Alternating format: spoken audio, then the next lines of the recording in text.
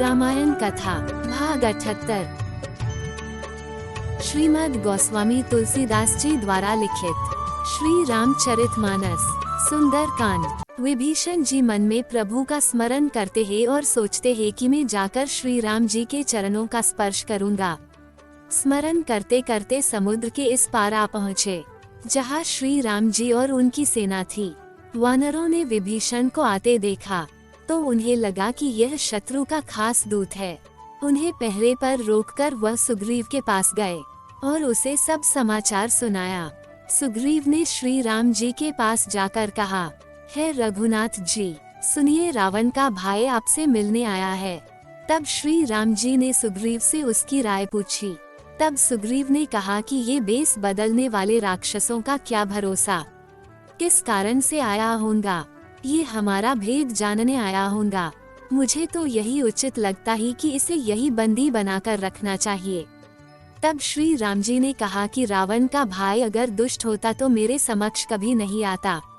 जो मनुष्य निर्मल मन का होता है वही मुझे पाता है। यदि रावण ने उसे हमारा भेद जानने के लिए भेजा भी है, फिर भी हमें घबराने की आवश्यकता नहीं है, क्योंकि जगत में जितने भी राक्षस है, लक्ष्मण उन सब को एक ही क्षण में मार सकता है। और यदि वह भयभीत होकर मेरे पास आया है तो मैं उसे अपने प्राणों के समान रखूंगा।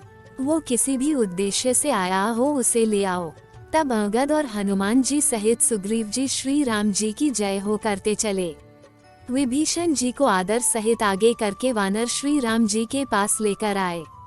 प्रभु को दूर से देखकर ही विभीषण जी नेत्र से पलक मारना भी भूल गए और एकटक देखते रहे। प्रभु के सुंदर रूप को निहारते रहे। प्रभु को प्रणाम करते कहा, हे नाथ, मैं दशमुख रावण का भाई हूँ। मेरा जन्म राक्षस कुल में हुआ। मैं स्वभाव से ही तामसी हूँ। मैं आपका सुयश सुनकर आया हूँ। प्रभु आप मेरी रक्षा कीजिए। करते दंडवत प्रणाम करने लगे। प्रभु ने उन्हें उठाया और अपने हृदय से लगा लिया।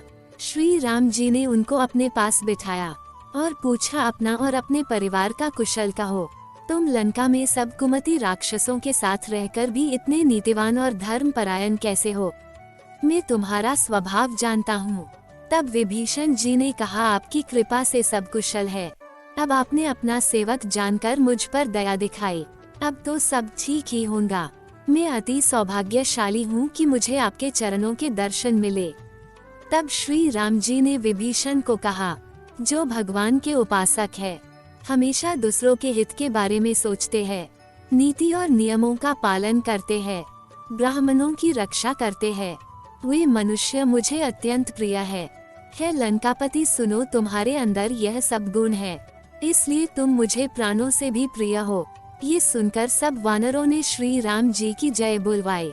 तब विभीषण ने कहा, प्रभु आप मुझे अपनी पवित्र भक्ति दीजिए।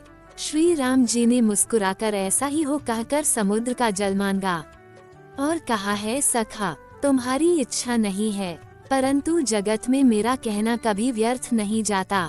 कहते श्री राम जी ने विभीषण का राज तिलक कर दिया और विभीषण को रावण के क्रोध से बचा लिया और उसे अखंड राज्य दिया।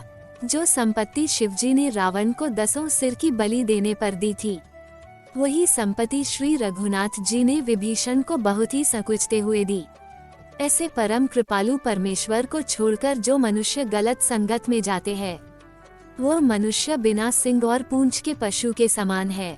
श्री राम जी ने विभीषण को अपना सेवक जानकर अपना लिया। फिर श्री राम जी बोले, हैं वीर वानर राज और वीर लंकापति, सुनो, इस गहरे समुद्र को किस प्रकार से पार करेंगे? इसमें अनेक प्रकार के जीव है, इसे पार करना अत्यंत कठिन है। तब विभीषण जी ने कहा, है प्रभु, आपका एक बाण ही करोड़ों समुद्रों को सोखने वाला है। फिर भी नीति तो यही कहती है कि पहले जाकर समुद्र से प्रार्थना की जाए। आगे की कथा अगले भाग में। जय श्री राम। दोस्तों, हमने भगवान श्री राम की लीलाओं को सरल भाषा में समझाने की एक तुच्छ कोशिश की है। आपको हमारी कोशिश अच्छी लगी हो तो वीडियो को लाइक कीजिए और चैनल को सब्सक्राइब कीजिए। कमेंट में जय श्री राम लिखिए।